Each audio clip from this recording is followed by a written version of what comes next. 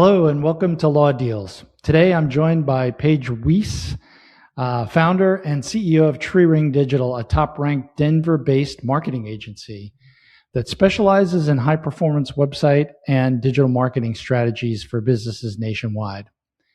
Over the past 16 years, Paige has witnessed firsthand how companies and CEOs struggle to manage and maintain digital assets through growth phases and transition. So this led her to develop a proprietary digital asset management service that tracks and protects over 200 critical digital asset data points for businesses.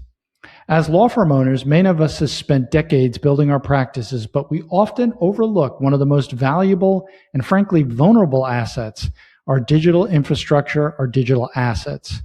So today, Paige and I will be discussing why digital asset protection is crucial and really essential to successful law firm succession planning, valuation, and continuity. So whether you're planning to sell your practice, bring in partners, or simply protect what you've already built, this conversation will be helpful to you. Welcome, Paige. Thanks so much for having me. Excited to be here. Good. Did you want to add anything to that introduction? Was there anything No, there? you did fantastic. Good. All right. So let's start with the basics, right? Many law firm owners might not fully understand.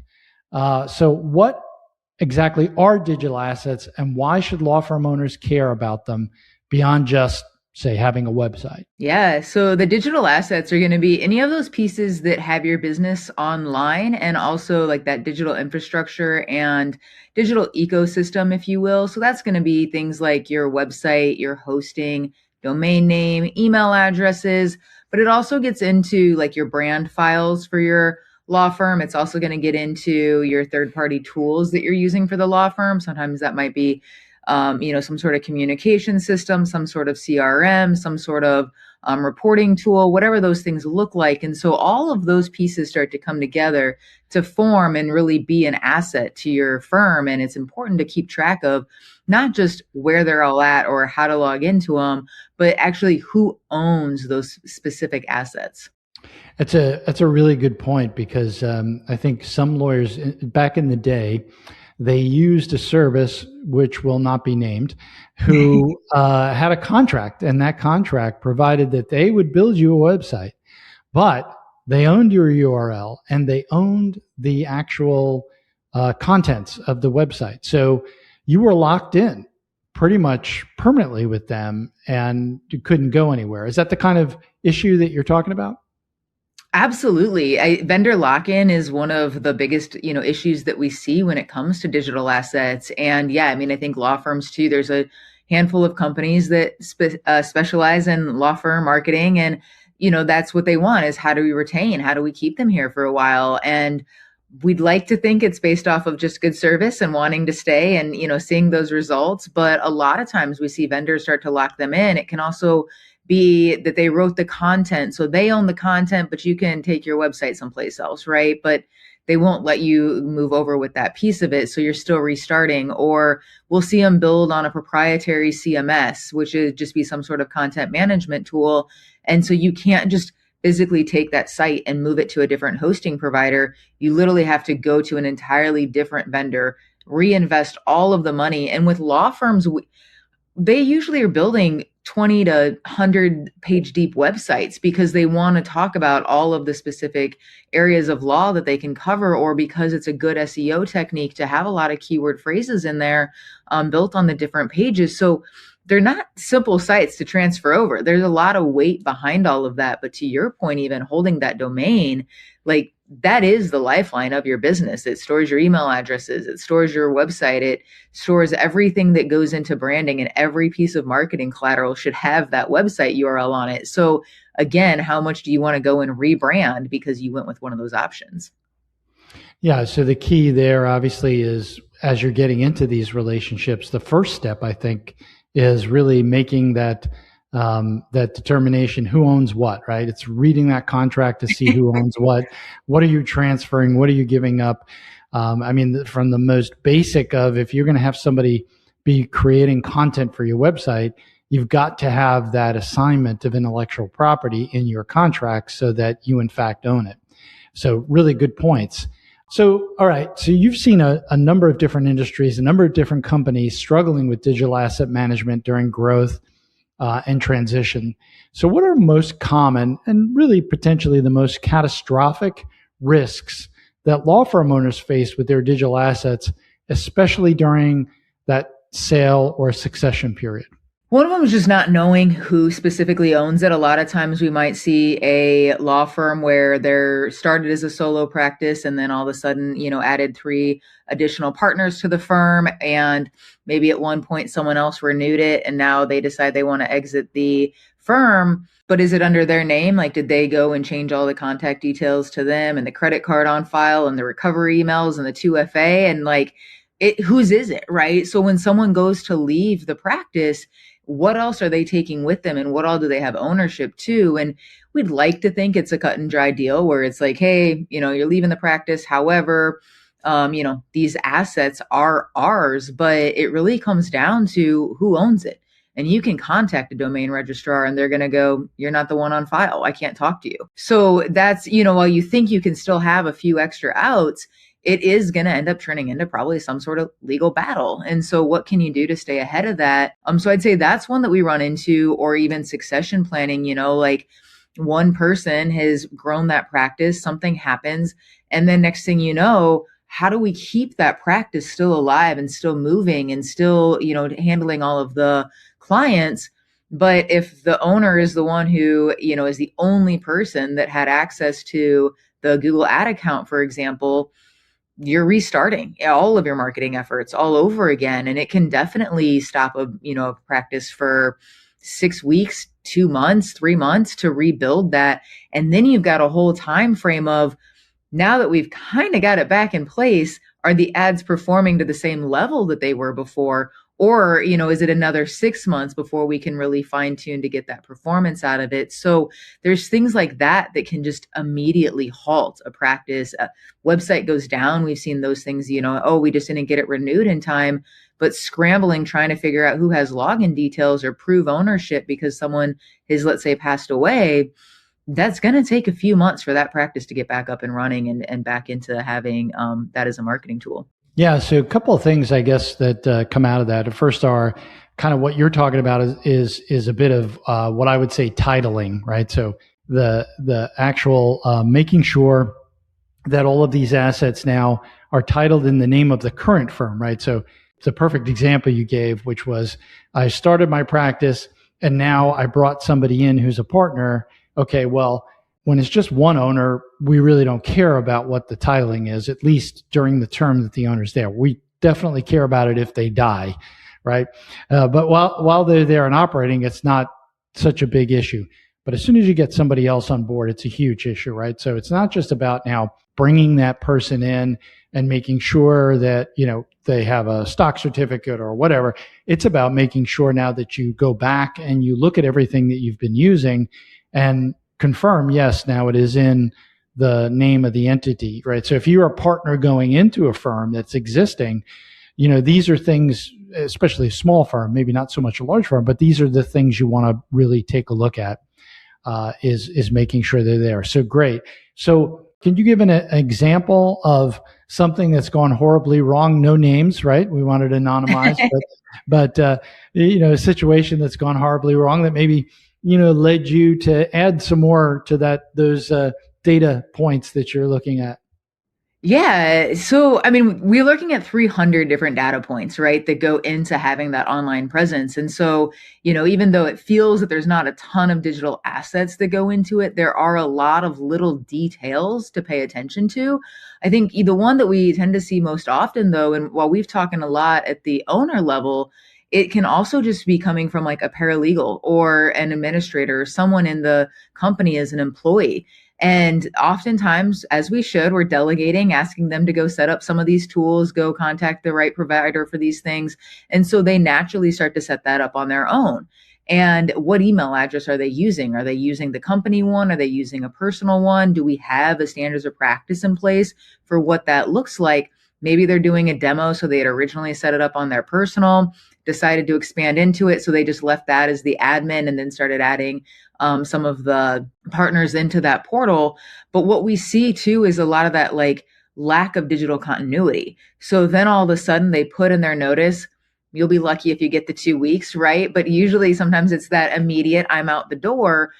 And you didn't realize, hey, while they set it up, I never went back and asked, like, do I really own this? Or do they own that? Or, what credit card is on file? So they might leave, but then 6 months later, something happens and you're scrambling, trying to figure out why is our entire third party tool down that keeps track of all of our clients, while we're sitting here trying to recover this and also not have it impact our the client experience with us. So there's those pieces that come up too, that it's not just, oh, our website's down. So it's not that catastrophic. We don't use it like that. It's any piece of that digital infrastructure and ecosystem that can really happen. And so, yeah, I think sometimes in a passing, sometimes in an employee leaving, and then other times it could be vendor lockout where they just disappear. We've had vendors pass away and no one knows who they're the owner of the domain. So how do we get that back when we don't know who to contact anymore? Yeah. So a good, interesting stuff. So I'll give two personal stories here that will really, I think, highlight this.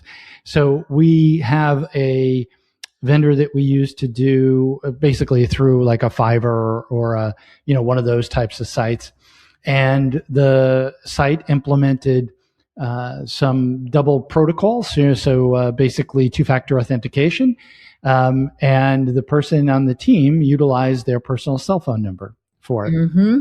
And so we were able to recover the account.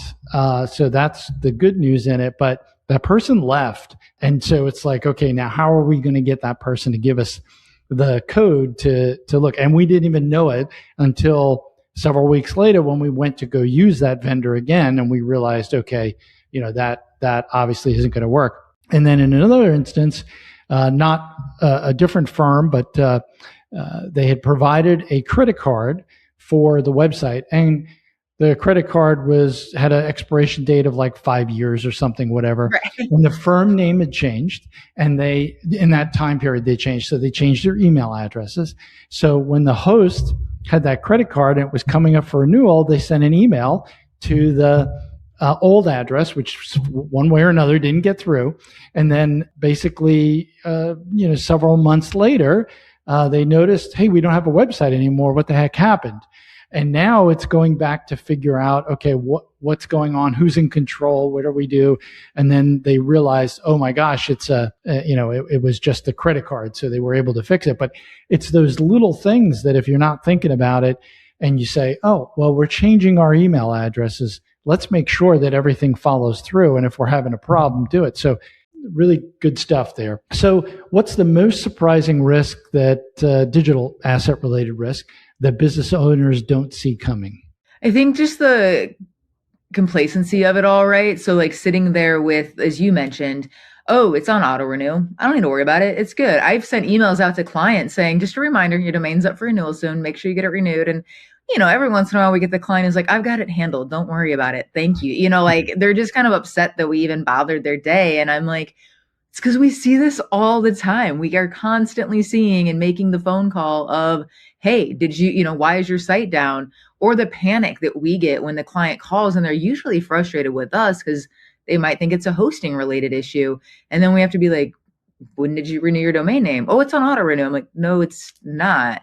But what we find out too is a lot of times you're not going to your website every single day. So how long is it going to be before you actually catch that the website's down or that someone finds a back door to get a hold of you to say, hey, by the way, I was looking for you and your website doesn't pop up. A lot of times they look at it and go, they're out of business. Let me keep moving. So you're losing business, you're losing leads, and you don't have anyone there to tell you that it's down. And so if it goes too long, you're buying that domain back for at least $2,500 or more. And a lot of times people aren't, budgeting for that type of expense. And so that's just if you catch it in time. If it's a popular domain, it might be way more than that, or you're now in a bidding war with somebody. It all starts to depend on when that is. So it is that complacency of, oh no, I know the login details. Don't worry about it. It's not about the logins. It's about the actual ownership of the account. Great that you have the logins. But yeah, to your point, if it goes, if you're trying to do a password reset one day and it's not going to the right email address, you're never going to get back into that account. So that's really where it is important to be paying attention and documenting all of those pieces along the way. Excellent. So when we talk about properly managing digital assets and making sure that we've got all those, so let's talk about that in the context of value. So business value, law firm value. So how are those adding to that business value? And by the way, you've got, I noticed on your LinkedIn profile that you're a co-founder in another venture. And so maybe just give us a quick couple seconds on that venture, because I know it impacts, or at least has something to do with biz value and M&A transactions. Yeah. So with Biz Foresight, that's just, that I'm also a co-founder on. That's just how do we take that kind of investment bank go-to-market strategy and take the proprietary data that we have, as well as a bunch of market research as far as valuation and what have other businesses across the US been selling for in that industry, sector, size, all of those variables, and combining that data together along with the data from the client, and then uploading it all through AI and letting it do and sort all of that. And then we're coming in also to create a more user-friendly dashboard where it can say, if you're looking for a valuation of blank, here are some things that you could be doing based off of all of the data that we've collected to be able to quickly increase that valuation to get you where you want to go. So there's that piece of, where is the business currently valued? Where are you wanting to be valued? And then what types of things can go into it to get that valuation that you're looking for, and the exit and style that you want,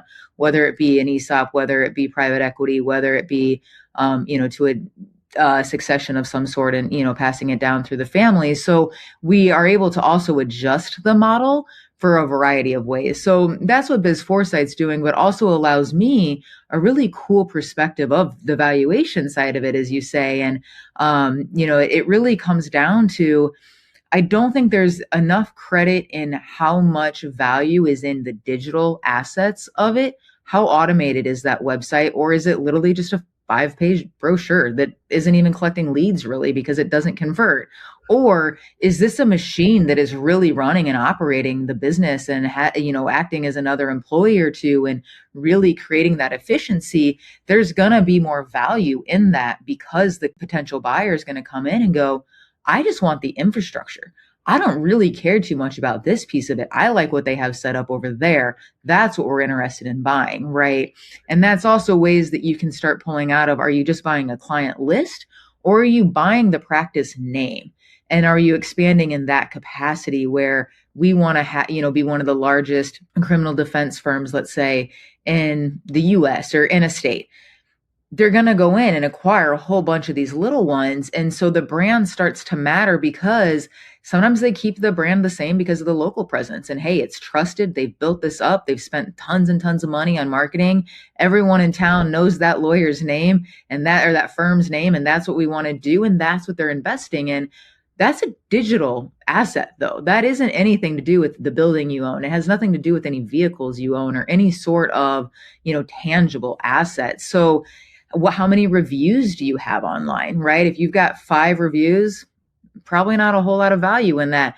But if you've been really focusing on that and you're up to 200, 500, whatever, there's a ton of value that someone's going to want to come in and look at that and go, how do we get that brought with us when we do this acquisition? We're wanting to pay more for that. So there's a lot of pieces that go into that digital side of it all. So it's interesting you say that, because my take on value is it's cash flow as a function of the risk of the cash flow continuing into the future, right? Yeah. And so all of the things that you're talking about, right, is, hey, we're buying a machine. The machine operates. There's very low risk of this cash flow then not continuing into the future, right? So we move from buying the gas in the tank. This is my analogy for just buying the book, is I'm buying the gas in the tank, to now I'm buying a vehicle that, yes, I'm going to have to put some gas into it to get it to go. But as a whole, it's a much more beneficial acquisition, right? So we always want to move to that arrangement where we have the machine that produces the ongoing revenue, rather than just looking at the book itself. So what I'm going to interpret what you said is that The digital assets are one of those components that really reduces the value, and if done properly, can really make create value in that, or at least enhance the multiplier that's used for the firm. So Well, yeah, and I'd add to that. I'd just add to that real quickly. I mean, that goes into like the social presence that you might have, any content that you've been putting out to help that brand recognition, and then at the same time, as we talked about earlier, the Google ads or any sort of marketing you're doing, television ads, billboards, whatever.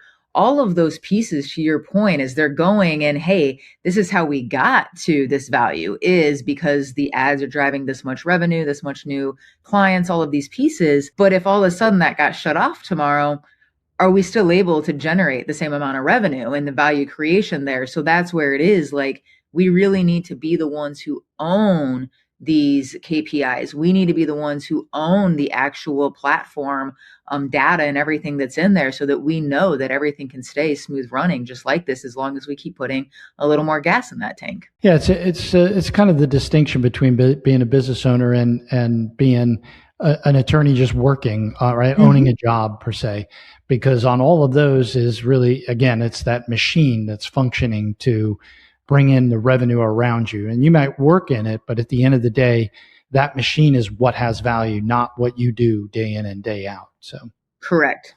All right. So now if somebody approaches you and says, hey, we want some help with that management and that protection, give us an idea of what you do. I mean, we've already talked about this before. You're tracking 200 or 300 data points in that service. What does that service look like? What do some of those points look like? How does it work? Yeah. So for our ownership mapping framework, we tend to come in, we can come in on either the buy or the sell side, just kind of depends on which side wants to hire.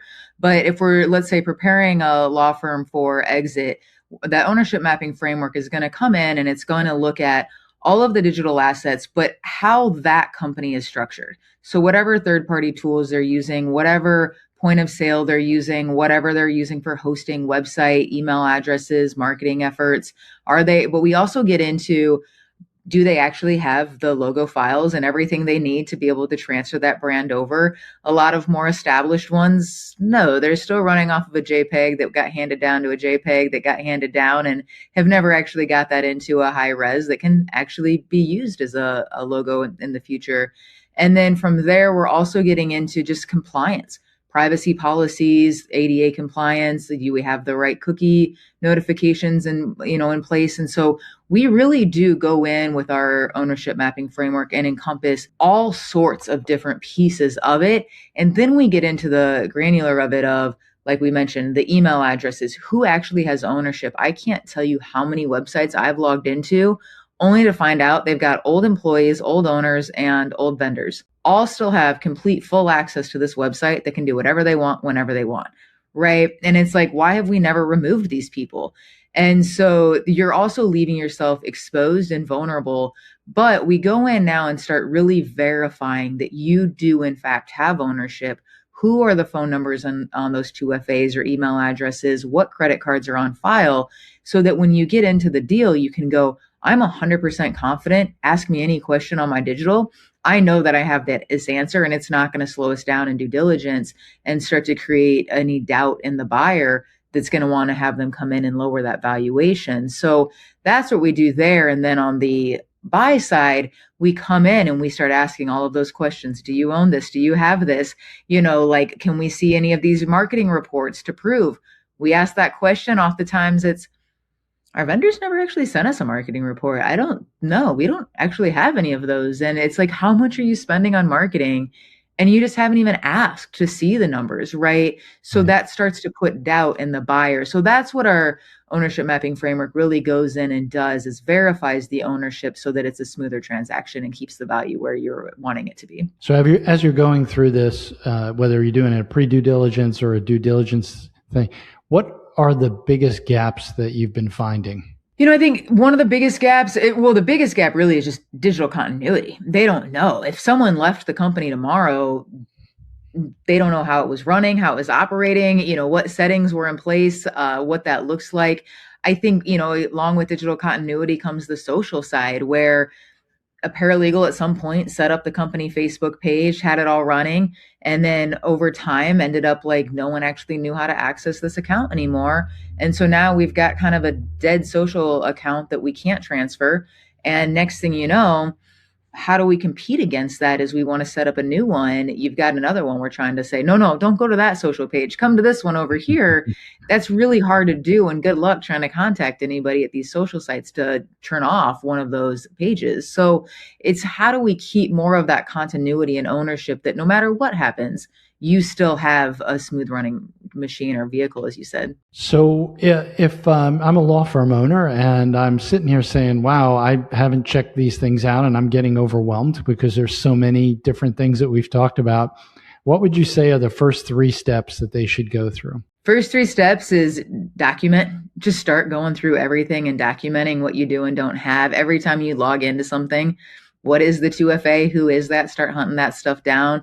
And then just kind of doing an internal check of what would happen and what does someone else have access to if you were to have a catastrophic event tomorrow. And, like how would a spouse be able to come in and be able to get what is needed to keep that business running? Not that they want to run it per se, but to at least be able to get the client squared away and taken care of, or if you are building some sort of legacy that someone could come in and keep that moving along. And just protecting yourself, as you do have different partners in the law firm, how do you make sure that there is this more or less equal share and that multiple of you have ownership?